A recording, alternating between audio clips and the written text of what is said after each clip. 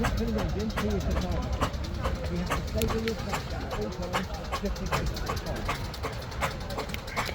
He will not help you.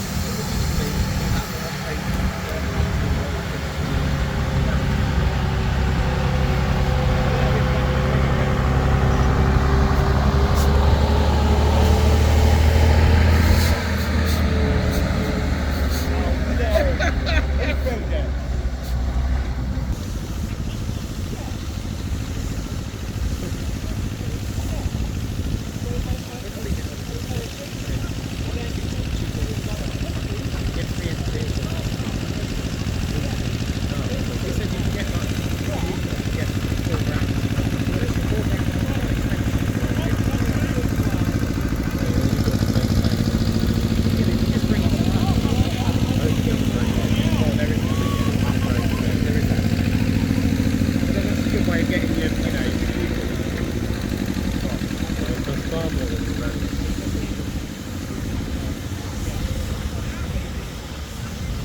We're a bit more involved in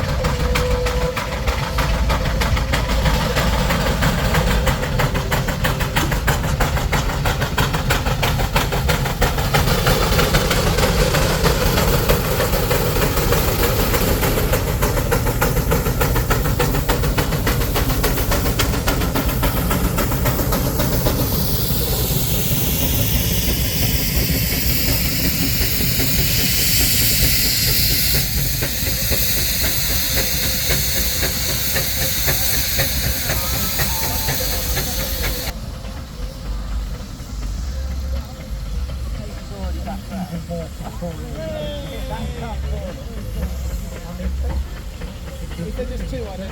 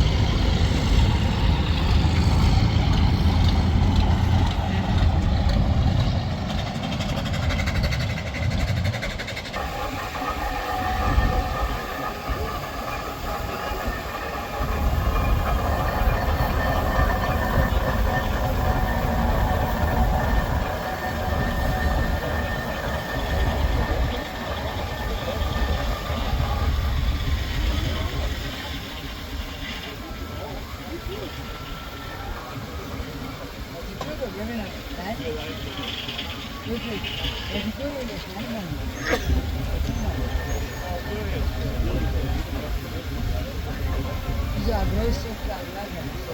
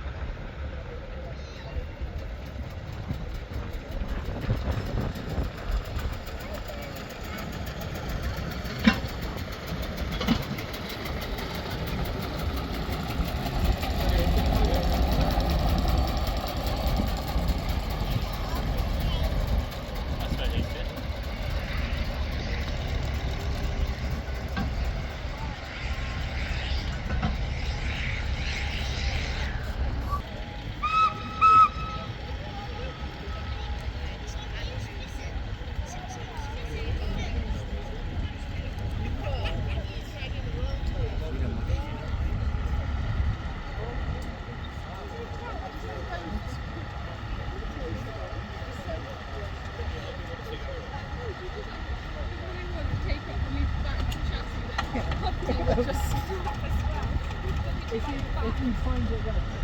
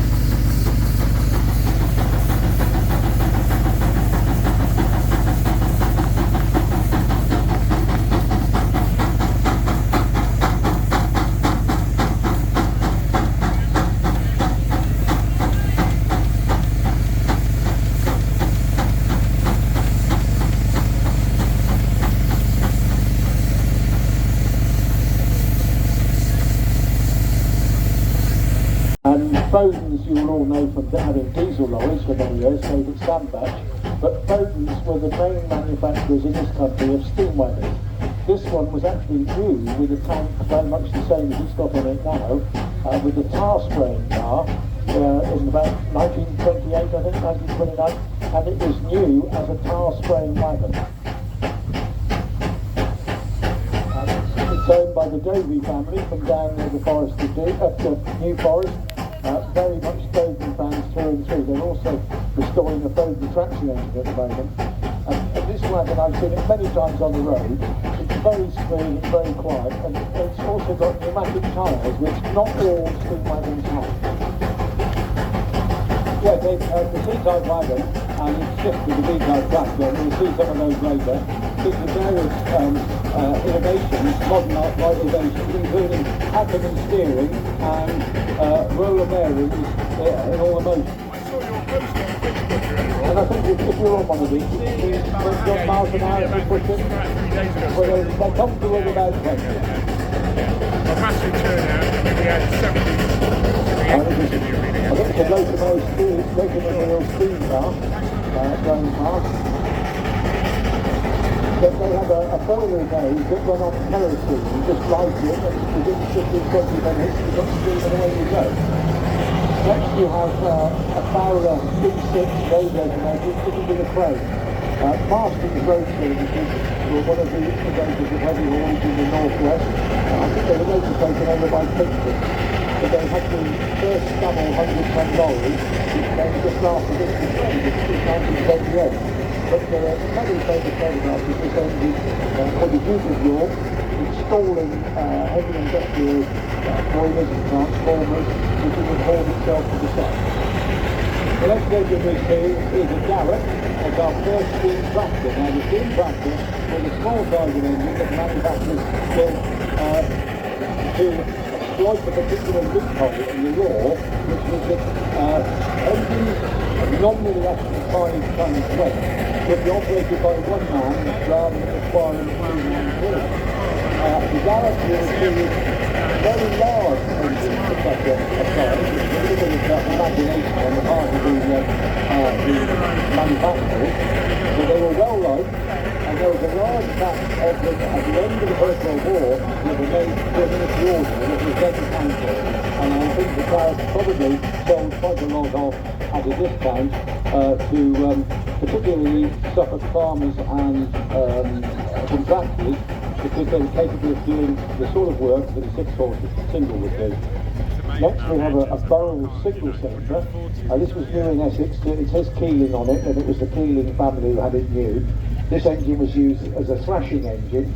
As an agricultural engine, it's quite a large one and quite powerful. Not many of them were this big. This is an 8 horsepower, but it travelled all over Essex with 2 or 3 other engines, of which there are 2 here. We might just see them later on as well. It was said that the Essex contractors, because it was big, sweeping corn-growing country with large acreages, they favoured the 8-horse engine because it could drive the heaviest of thrashing drums, which was, I think, 54 inches. I think certainly the biggest Ransom's was 54, and I think the biggest Marshall was 54 inches as well. And we talk about agricultural engines. They were principally developed from the middle of the 19th century onwards into the early 20th century for the purpose of hauling and driving thrashing machines, because this was the one aspect of farm mechanisation that was most crucial to improving agricultural productivity.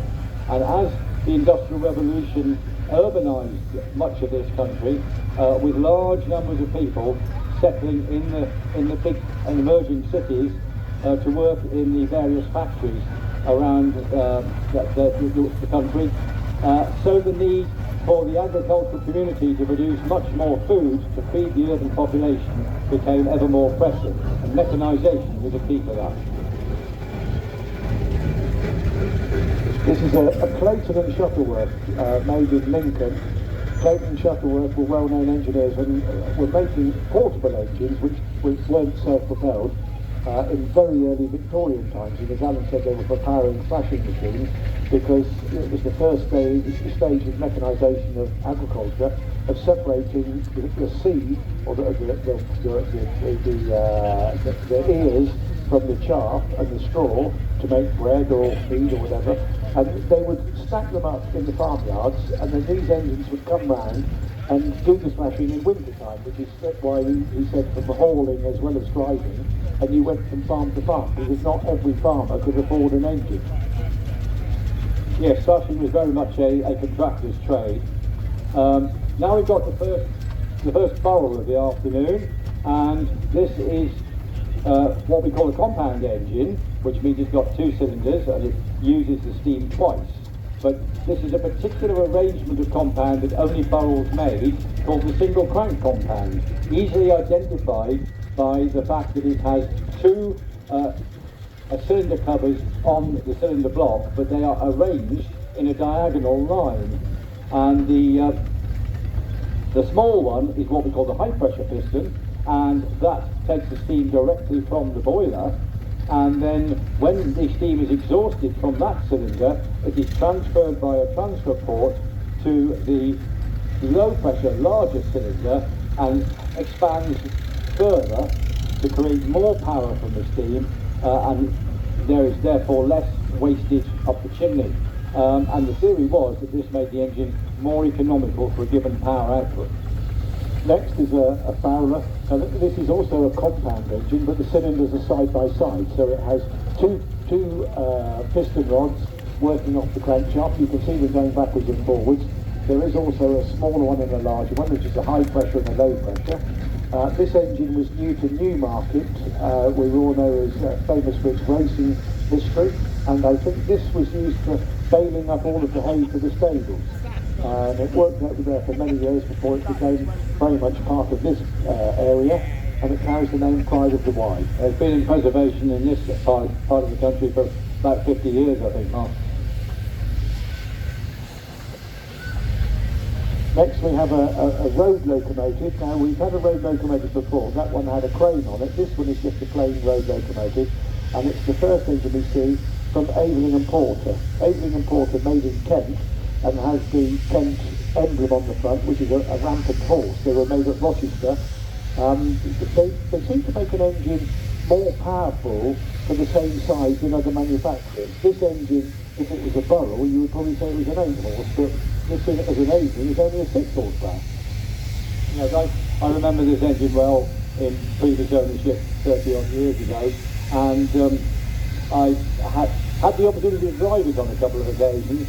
And I must say that although it's a pretty effective engine in terms of its steaming and its power, it is a powerful engine, compared to a Burrell road locomotive, it's not very ergonomically laid out. No, I don't think they thought of the driver. But it's in the livery of First World War WD, War Department, and it now carries a Cornish registration. After it did military service, it worked for much of its life in Cornwall. Whatever you think of it, it's certainly an impressive machine.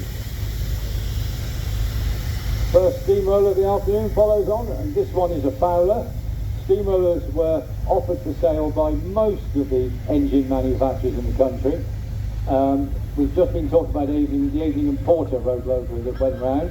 Well, the Aveling and Porter concern at Rochester and Kent made the vast majority of steamrollers. It's been reckoned that they produced more rollers than all the other manufacturers put together, but the other manufacturers who were successful in the roller sphere were included Fowlers of Leeds. Probably they were number 2 to Aveling in their output of rollers.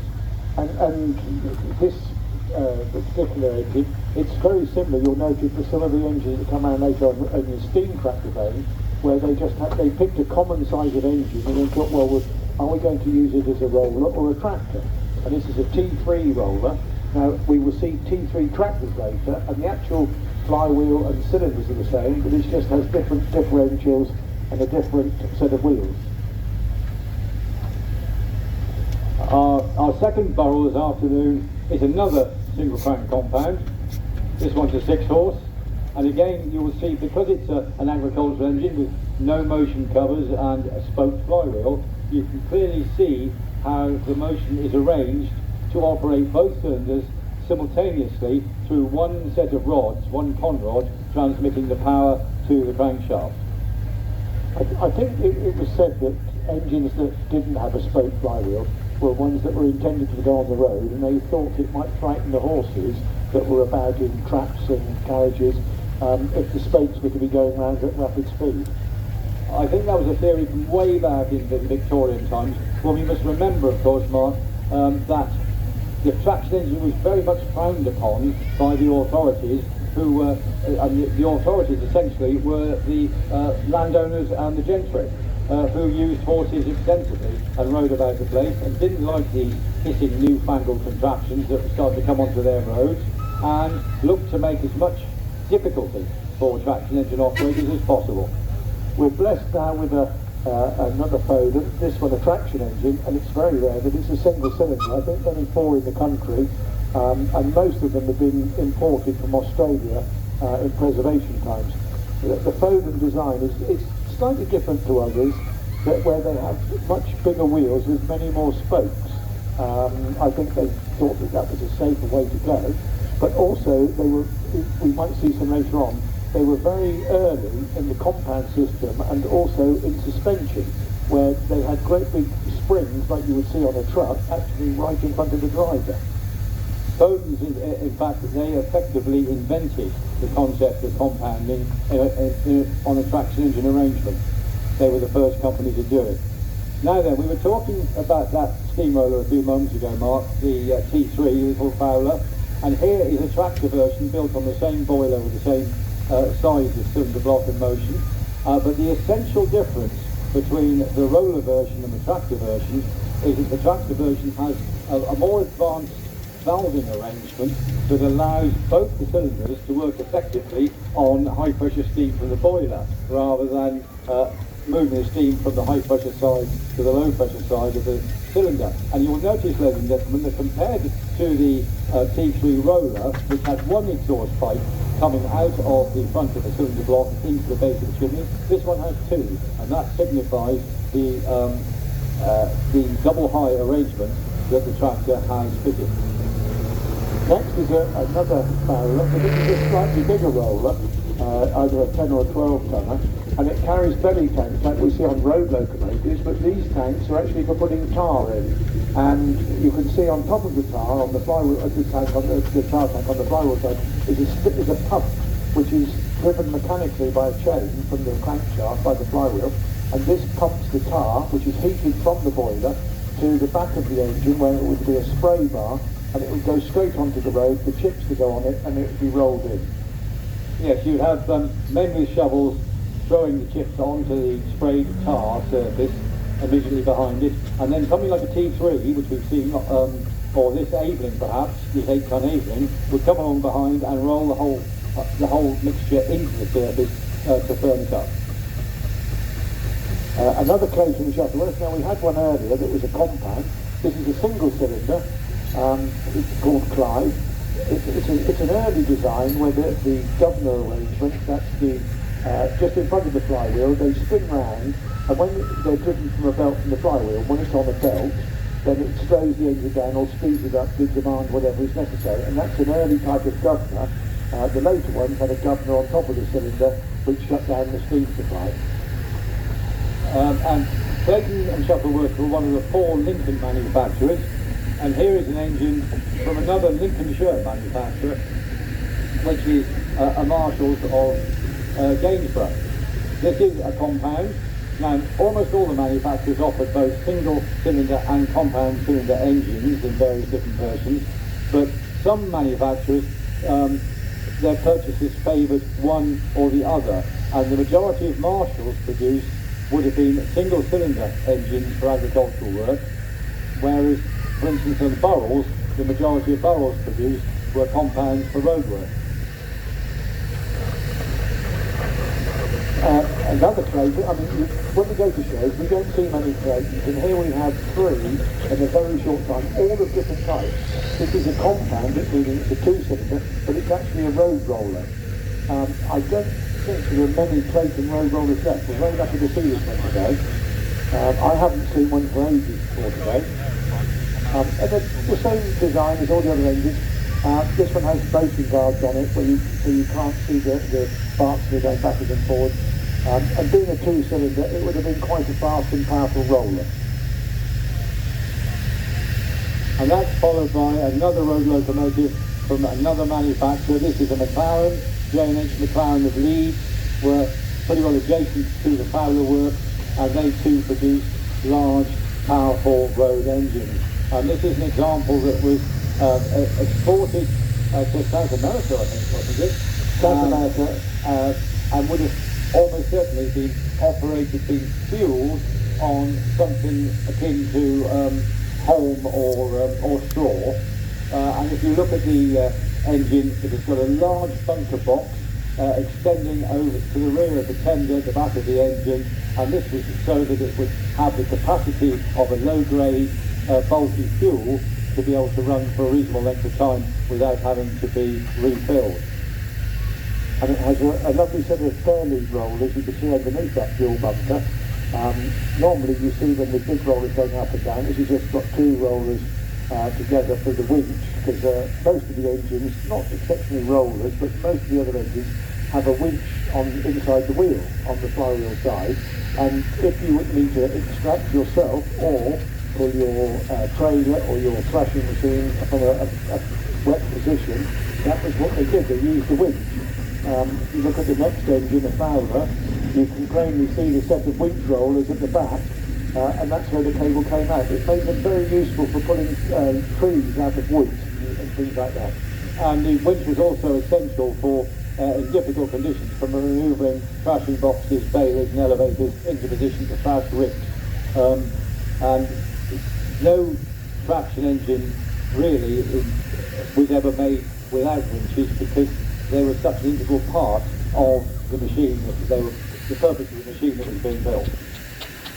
The next engine, Fowler Navy Betty, it's half a showman's engine at the moment. It will, I'm sure, soon be a full showman's engine, but you can see that they are very similar to a normal road locomotive that you see going around, except they have a dynamo added to the front and a full-length canopy to cover the whole of the works. This one is under restoration. You can see that the boiler barrel itself underneath the cylinder is brand new. And I think it's been a good while since it's been back on the road. It's nice to see it out and about again. And that's followed by our third Fowler agricultural of the afternoon so far. This is a single cylinder one.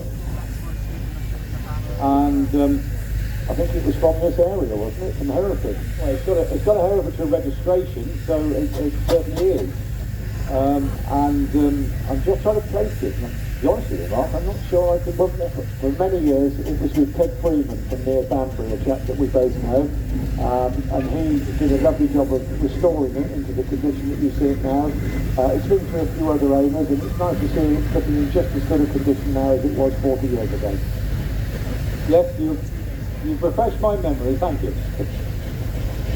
Another Fowler, this time a road locomotive. We can talk about road locomotives, and the particular features of road locomotives include 3 speeds in the gearing rather than 2, so they've got a faster top gear road speed, and also what we call belly tanks, which are the large tanks fitted slung under the boiler between the 2 axles in front of the rear wheels, and this arrangement gave them an extra water capacity for longer distances travelling on the roads between water stops.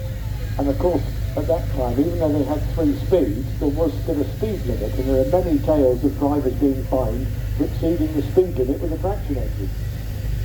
And now we have another road locomotive, this time a Burrell, a smaller one. This is a 5 horsepower one, and this is an interesting engine in that it was the penultimate Burrell ever made, and the Burrell works closed in 1928, and the Agricultural and General Engineering Group that owned Burrells and a number of other manufacturers were still receiving orders, so they sent the remaining Burrell parts down to one of their other companies, Garrett's of Leiston on the Suffolk coast, which is where the Sizewell power station complex is now, and this was one of the engines that was completed at Garrett's of Leiston, and one of the features of it is it has machine cut gears. It's one of the first engines to have machine cut gears, which makes it very, very quiet.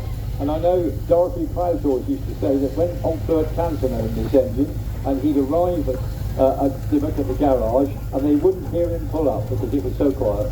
But it has machine cut gears, that's an advantage. Next we have a 3-ton Foster. It's actually a brand new engine, but it's made exactly to the drawings of an old one. And a 3-ton tractor, like Alan said about the 5-ton tractor, came about just after the turn of the 20th century in about 1901, 1902, where they changed the law, and a traction engine of 3 tons could be operated by one man, thereby saving time, money and expense. And quite a few manufacturers actually made a 3-ton tractor. Not many of the original ones survived, so I don't think there is an original Foster one, so this one has been made exactly to the same drawing. And that's followed by another Foster, this time an agricultural engine, a single-cylinder thrashing engine. Fosters were one of the 4 Lincoln manufacturers, and they were well known for 3 classes of engines. They're flashing engines like this, they're road locomotives, especially their showman's engines, and their tractors. Next is another Fowler, single cylinder this time. This would be similar to the mechanics of a normal, an agricultural engine, only with rolls on it and a headstock at the front. Some of them are actually made what we call convertible, where you could operate them as a traction engine or a roller. We've got a compound barrel 6-horse agricultural engine now. A fine example of an engine from Burrells. It's double crown compound.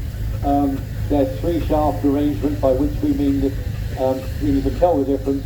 The engine has only 3 shafts, a crankshaft, an intermediate shaft and the back axle, and so a 3-shaft engine, when it's moving forward, the flywheel is going forward as well. Whereas a 4-shaft engine, like the steamroller following from Hayden and Porter, the engine is moving forward and the flywheel is contra-rotating against it. And next we have an Hayden and Porter, which probably has been seen by more people than any other engine. It's featured many, many times on Fred Didner's television programmes, both when he was rebuilding it and when he was taking it to shows. And his sons were one driving it and one walking along the side. Nice to see you, lads. And great to see that the name's still going. And I must say, Fred did more for this movement in recent times than anyone else, because he had such an enthusiasm to show what Victorian engineering was like, that it made it enjoyable to watch and learn about. And you can never take anything away from someone who's got enthusiasm. We're another Fowler road loco. We seem to have a plethora of them here this weekend. And this is a well-known engine that was worked in Scotland, and you'll see there's a large bracket on the front of the smoke box, and this is for the crane jib. We've seen one crane engine, the Marston's Road Services P6 Fowler that's standing in the line, but this one also is crane equipped and does appear at shows from time to time with a jib up. Next we have an engine from Wantage, which was Berkshire but now Oxfordshire. This is a Gibbons and Robinson. You could have Robinson and Auden and even Wantage Engineering Company, all in the same factory but much the same design. A very good engine. They didn't make that many, but sadly there's only, I think, 3 survivors, and nice to see one of them here today. And an engine that is very familiar in this part of the world, really one of the most well-known Fowler road locomotives. This was the Fowler road locomotive new to Robert Wynne and Sons, the famous heavy hauliers of Newport in South Wales. Wynne were legendary around here. Even in the post-war diesel era, they were regularly seen on the A38 moving fast loads through Tewkesbury, on up to Worcester and right down past the Cathedral in Worcester and down what is now the High Street, the pedestrianised High Street, which was the A38, the main route north. And well, Winds also, they were into timber as well as heavy haulage, and I think they use this engine as well as a garage just for getting timber about. And this engine was owned by the Winds family. It was retained for a long time, wasn't it? Up until the 1980s, I think. Following that is another Foden in a different shape and size. This is a Foden road locomotive called Sandy McNabb. I think Fodens were quite popular in Scotland because there are 2 or 3 surviving that all started their life up in Scotland. And this one, as far as I'm aware, is the only genuine road locomotive Foden that survived. Yeah, they were not renowned for their road locomotives. Road locomotive customers, buyers, went to more well-known firms in that sphere, such as Fowler's, McLaren's or Burrell's. But here is a Foden example, and it is a good upstanding engine. I've always liked the Foden. Next, Ransome, Sims and Jeffries from Ipswich. Ransom's very famous for making mowers, ploughs, anything agricultural, but they also make a huge amount of portable engines which went around the world, and a lot of agricultural traction engines, like you see this one here. They used to have the benefit that they could supply the farmer with the engine, the thrashing drum and the elevator, so he would buy the whole set from one supplier. And then we have an Aveling tandem roller, a very unusual arrangement. But I think Avelings and Marshalls were probably the only 2 manufacturers that made tandem rollers. They weren't particularly successful. They had a high centre of gravity and tended to roll about a bit. And the idea was to even out the weight of the rolling between front and back rolls, and to provide an instant reverse so that you didn't leave ripples in the tarmac. Next is a Burrell. We call it a 7 horsepower road locomotive. It's a fine restoration. It's like the same as the other Burrells we've had before, a compound, but this one it spent its life like you see now, and then it was bought by a showman, and it was used for many years as a showman's engine. And it's been brought back in more recent times. It's put back to how it was made new as a road locomotive. And the green livery with the brown wheels that you see, in fact this one's got red wheels I think, but the correct livery was green with brown for many of these engines. People think of Burrells as being maroon, and that was their standard house colour, but a lot of the Burrells came out new with the green livery like this. Then we have, following that, is a Foden, it was a steam wagon to start off its life, and when the taxation was increased for steam wagons, it became popular to shorten them and make them into a steam tractor where they didn't pay so much tax. And they pulled a trailer rather than carrying the load themselves. This one locally from Easter Castle, which a lot of you know is just up the road, and I think its owner, is he the chairman or the president? He's very high up in the club. I think he's the president, yes. And then we've got a Wallace & Stevens advanced roller. Now, while the Aveling tandem roller was being described, I mentioned that one of the purposes of the design was to even out the weight of the front and back rolls on the surface and to prevent ripples by instant reverse. Well, this was Wallace's offering to achieve the same end, and you'll see that, like the Aveling tandem, it has no flywheel. Now, the reason for that is that a flywheel, when it's spinning, has a great deal of inertia, which takes time to stop when you control it, and that means that the engine, when you're going into reverse, would have a momentary delay at the end of the run, which would leave a depression in the tarmac. So the idea of the advance was to provide instantaneous reverse to eliminate the risk of rippling the road surface. Following that is another Aveling roller, and this you can see is very much how they all ended up their life. It's very much, it was working condition. This was from Wiltshire, and steam rollers were the last used form of steam power, and many of them were used up into the 1960s as rollers because the drivers were still able to drive them and look after them, and the company thought, oh, we'll keep them going. I think the last ones I knew coming out of Devon Council were about 1970.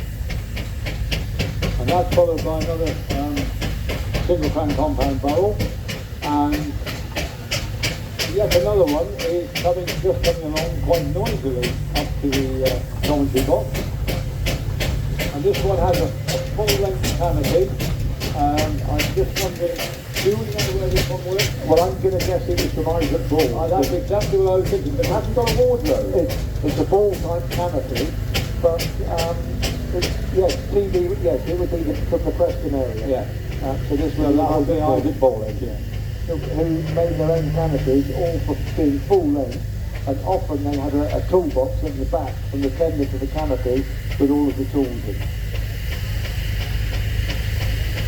And now we've got another barrel. This is an the estate engine, I think we call it. It's a road engine, a smallish road engine, and you'll notice that it has the belly tanks are the front belly tank on the flywheel side, in front of the flywheel, stops at the side of the boiler rather than extending out as in other road locos.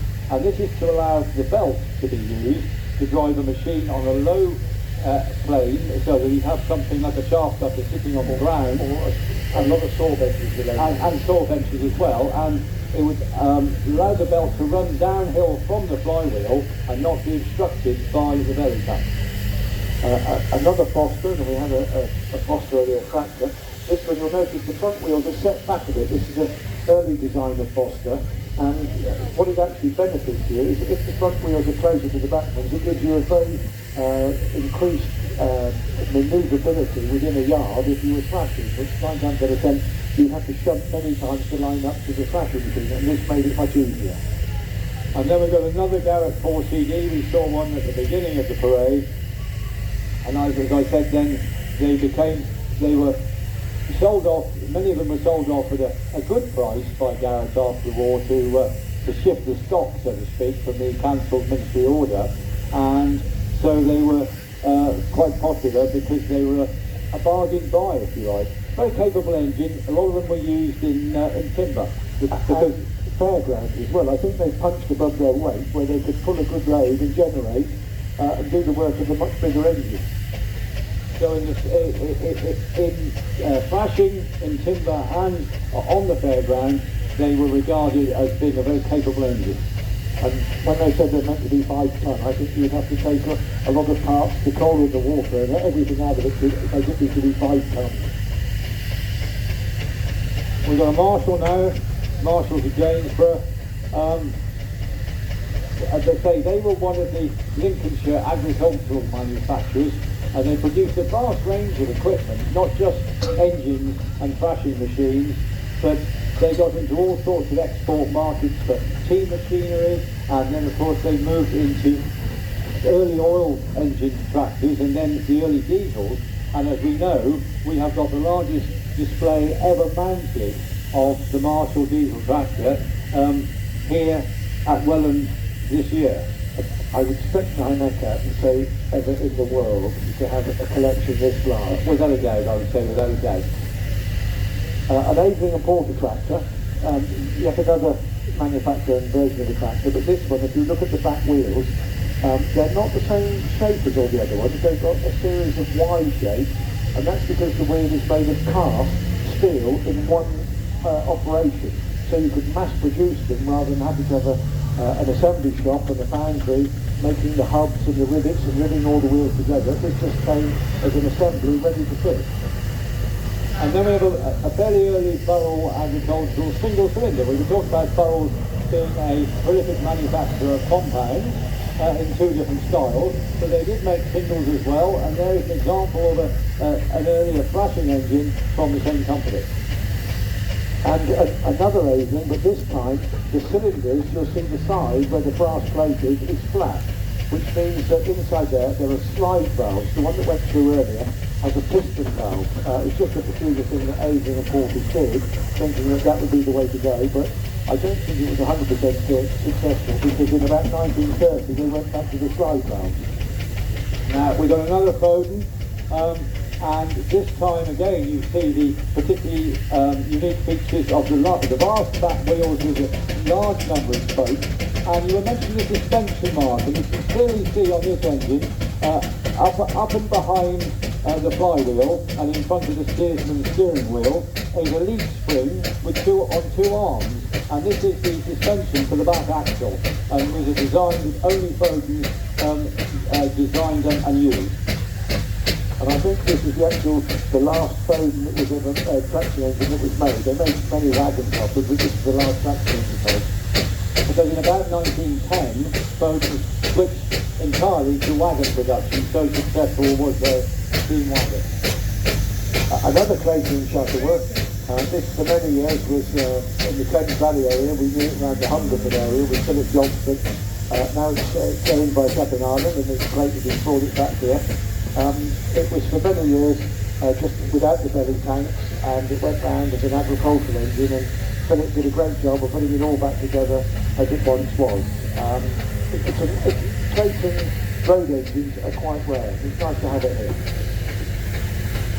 The Burrell coming along behind it is another single fan compound, again displaying this unique arrangement of the diagonally inclined cylinders and the single connecting rod and single set of valve motion.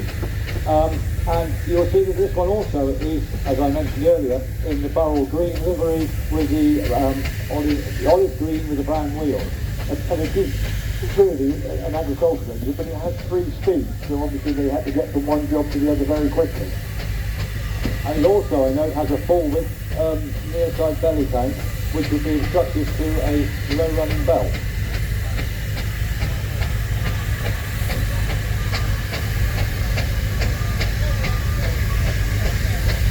And we've got 2 Foden wagons. The first is a 3-quarter scale modern recreation, and then it's followed by a Foden wagon an earlier one than the T-type we've already seen. This one has the conventional traction engine type chain steering, so the whole front axle pivots to steer the wagon, and it's on solid rubber tyres. Following on from that is a Fowler roller, but you'll notice on the front it says John Allen and Sons Oxford. They were contractors, part of the Oxford Steam Power Company as well, but they actually manufactured this roller at Oxford, Cowley and Oxford, because Fowlers at that time were on strike, and I think they assembled 4 of them. This one is the only surviving one, but it's actually made not by Fowlers, it is Fowler parts, but they were on strike, so the parts were just shipped to Oxford and they manufactured it there. My grandfather had this roller in 1965, and I can remember as a child standing on the footplate where the driver is now, and I think I did many miles without going anywhere on it. That punches up a wonderful music mark. Now, this is something a little bit different. A Fowler K5 ploughing engine. There are only 2 K5 singles in the country. One's in Europe side. This one has actually come back from Yugoslavia or the Czech Republic. I can't remember. From the Czech Republic. It was assembled in Germany by John Fowler had a branch at Magdeburg, which is in southeast Germany, and they did quite a lot of business throughout Eastern Europe, Bulgaria, Romania and all the other ones. And steam ploughing was very popular in that part of the world. They've got vast tracts of flat land, as we know, Ukraine produces an awful lot of corn, and this spent all its life there, and gratefully the owner has brought it back to make up a pair with the other one that he has. So now we have a pair of K5 singles. K5 is a class of Fowler, and I think it's probably the smallest one that they made. Yes, I can't think of one smaller than that.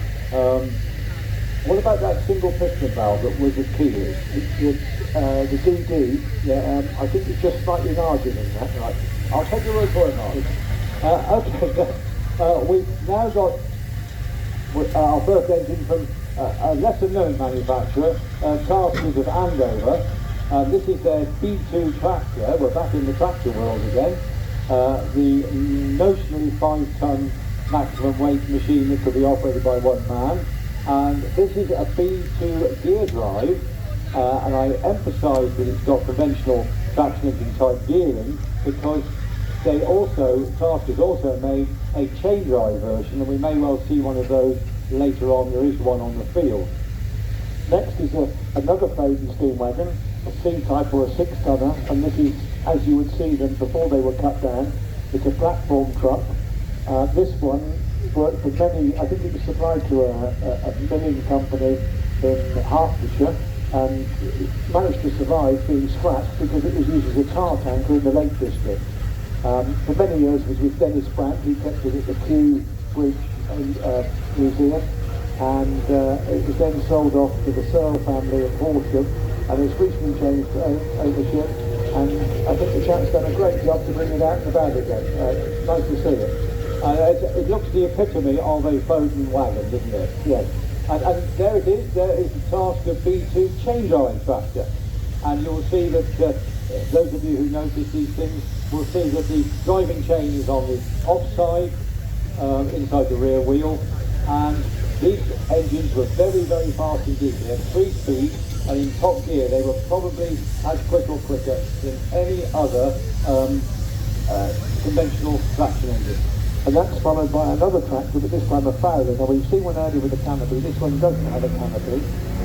Fowlers, all of their other engines had 4 shafts, but this one is a 3 shaft in the style of Burrell, which means that the flywheel goes in the same direction as the wheels when it's going along. And also the wing, I think it's the only engine I can think of, is on the offside, not the near side. A Marshall S-type compound engine. Now this one started life as a roller, you say, Mark? It was a road roller. A chap called Dick Woolley owned it, which is at Bucknell, not a million miles from here. And I think he damaged it while using it, and it's been put back together as a traction engine. And Marshalls did make them in this shape. Our first gold medal? Yes, and a 2-speed, unusual. This is the Burrell tractor, the Burrell Gold Medal tractor, so called because in 1907 the RAC held a competition for manufacturers of commercial vehicles to test them out over, it was a period of a fortnight, wasn't it? And they had to travel certain distances and carry certain loads and perform certain tasks, and the winner came out as this Burrell tractor, this style of Burrell tractor. So from that moment on, because that they won the RAC Gold Medal for that effort, it became known as the Gold Medal tractor. And a beautiful Foster, it's gleaming, runs very quietly. Fosters, their tenders, you'll notice, they're not made so much out of folded steel, they're all riveted bands. I think Marshalls were the same. It must have been something peculiar to Lincolnshire, but a very quiet and nice engine. And one of my favourites, it's always immaculately turned out. I know they say this every year, Jeff James and his family bring the engine up from South Wales, and it is always a joy to see it. I like Foster and the Dodgells, and this is one of my favourites.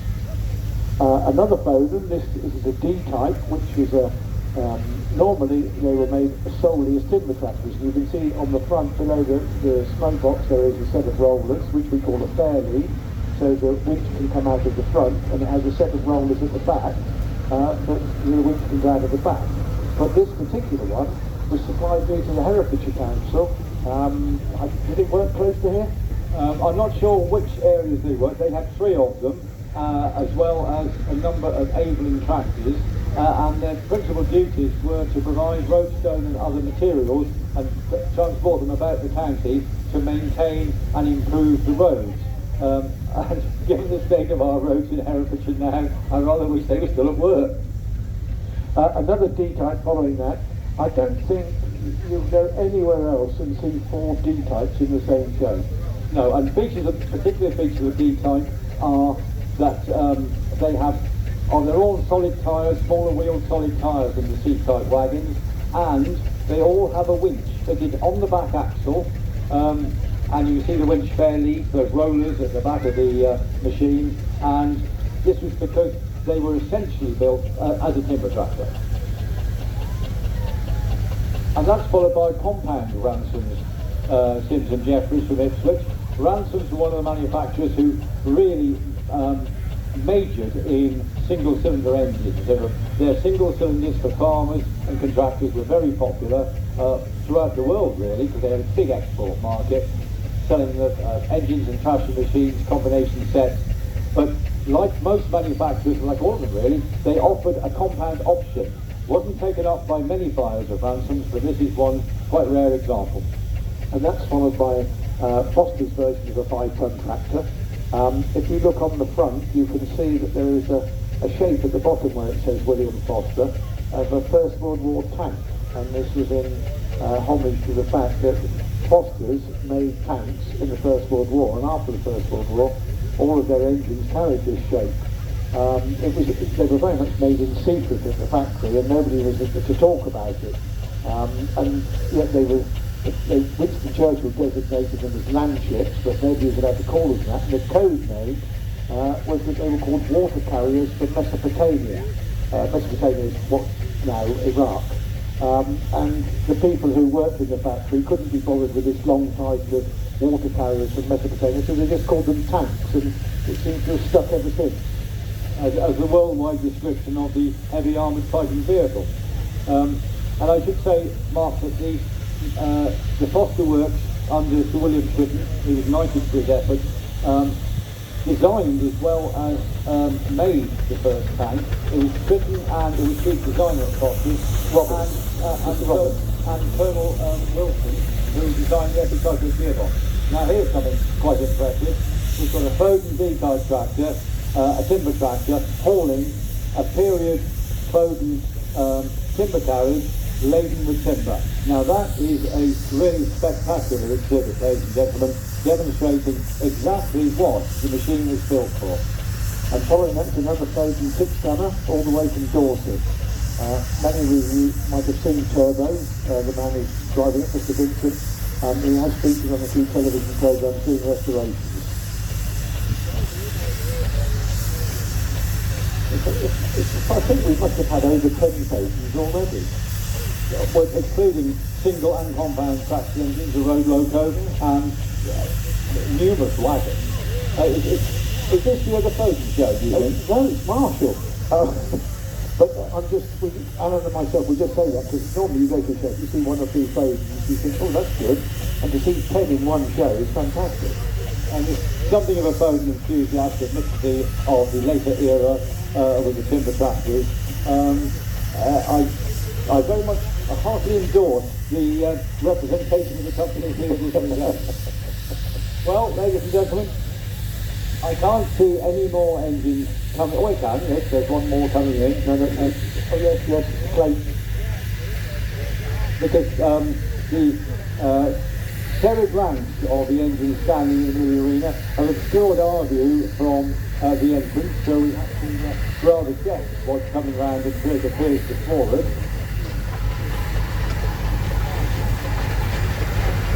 This is another Clayton, single cylinder. We've actually got quite a few Claytons as well. Yeah, what do you think of it? But you don't see that many of them. The particular thing about Claytons and some of the other people, when they made the boilers, a lot of engines you'll notice that the cylinder sits on the boiler in a radius or round shape directly onto the boiler barrel. Whereas some manufacturers, like Clayton and Shuttleworth, they made a platform or a landing, and the cylinder sits on top of it, and it makes it much easier to line it all up when manufacturing. I think that shows an advanced state of engineering. Abrams did the same.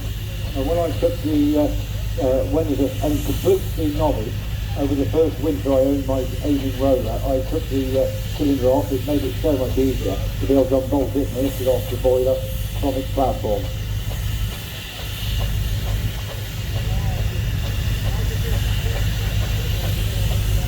No, I can't see any more coming in. Well, here they are, ladies and gentlemen, in front of you, probably 60 or 70 engines.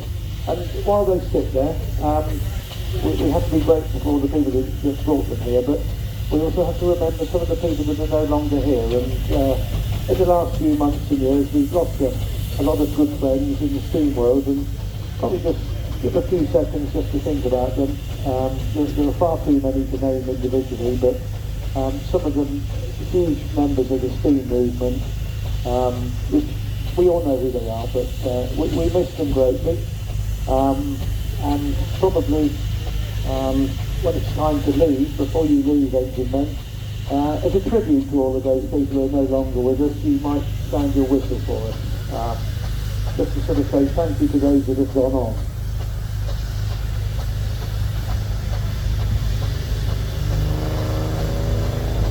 I think we've got another engine coming in, a Burrell Gold Medal tractor. A latecomer that Sally Williams was whipped in. Be careful, engine men out there, because Auntie Sally will come and get you. With whatever threats she is prepared with.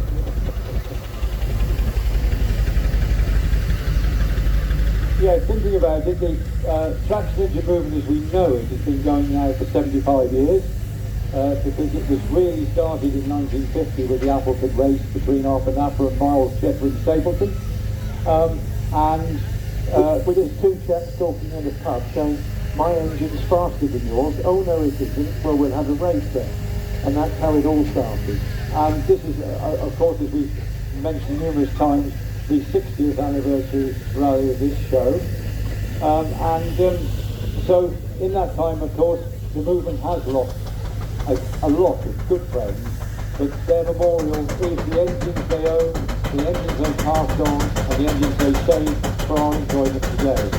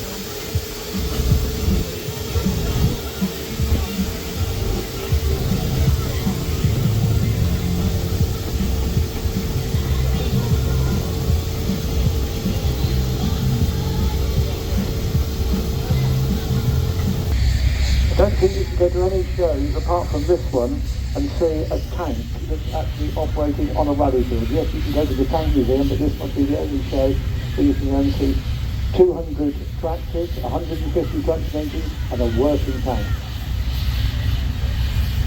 Nearly a J-turn, Guy. Go on, have another go. Right, here we come then. Thanks, Mike. Come on, Adam. Here comes Adam. It is Houston. You'll notice that when it comes through, the gear changes are very quick, it's semi-automatic. Now Adam's done this many times before here in Welland. He crushed one yesterday. Had a bit of a job with it really because it kept getting away from him. But now they've sort of cheated a little, and on this classic Morris Minor, which is a little bit of a sacrilege to some people, they've chopped the wheels. So the idea is it won't get away from it this time.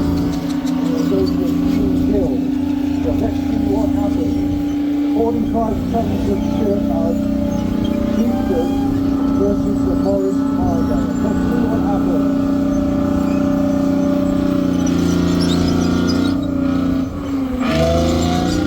Take it easy. A Morris Minor convertible now. Very fast, yeah.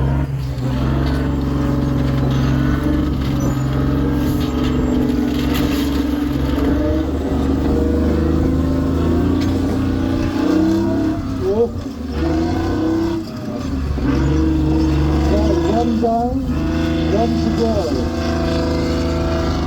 Let's see if this one stands up any better. But I got my doubts, to be honest.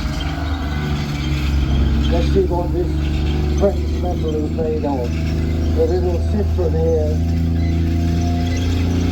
I don't think it's going to come up much resistance. Here we go. Wow. Massive.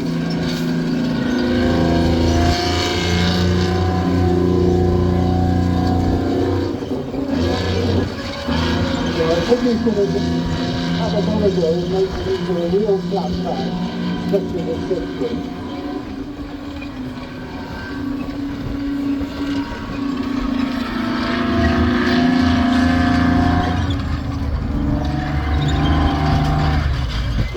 off the pros and cons of which way he's going to hit it.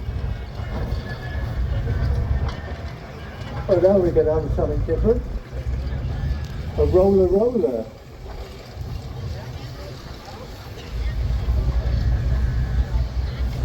Let's see if he can. It should be a proper steamroller, not a traction engine. But yeah, it's a pretty good job. I think he was quite pleased with that.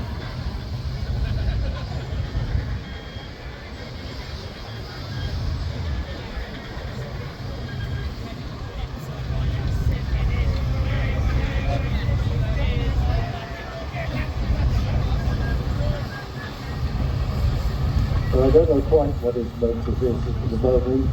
So he's going to have another go, or he's going to pass it back to Adam.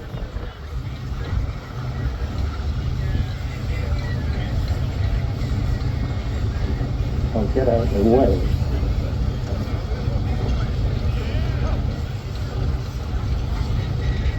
Right. He looks quite menacing this time.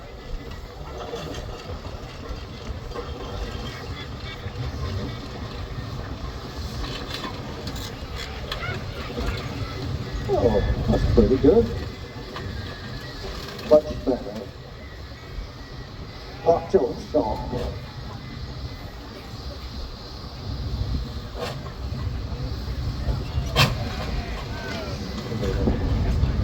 Go on. Right, we'll wait for Adam to do the coup de grace. Here we go.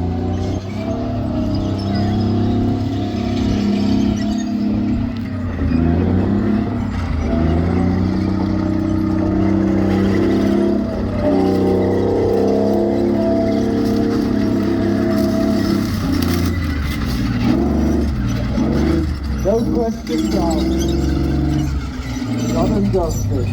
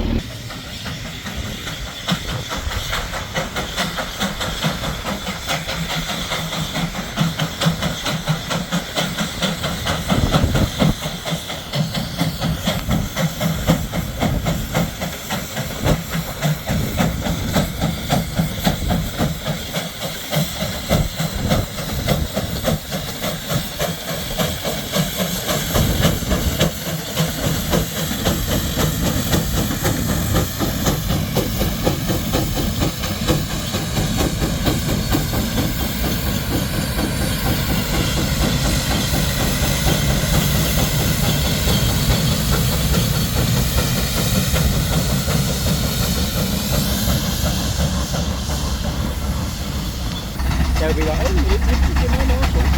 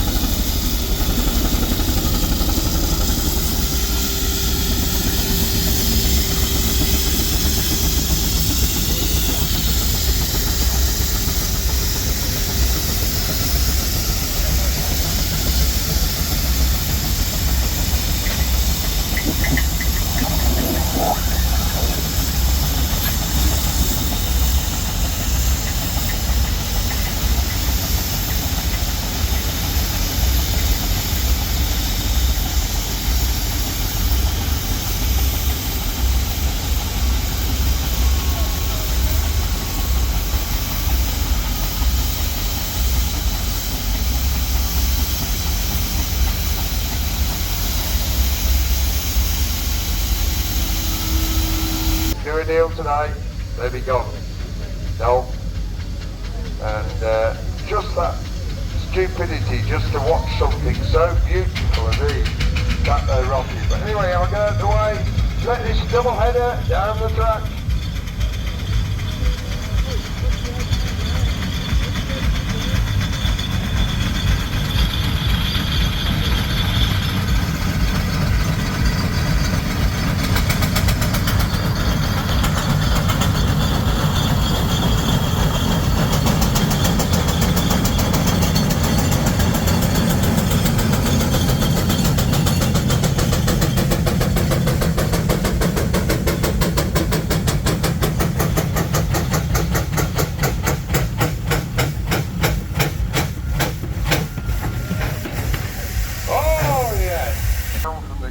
From the stadium or the grandstand, and he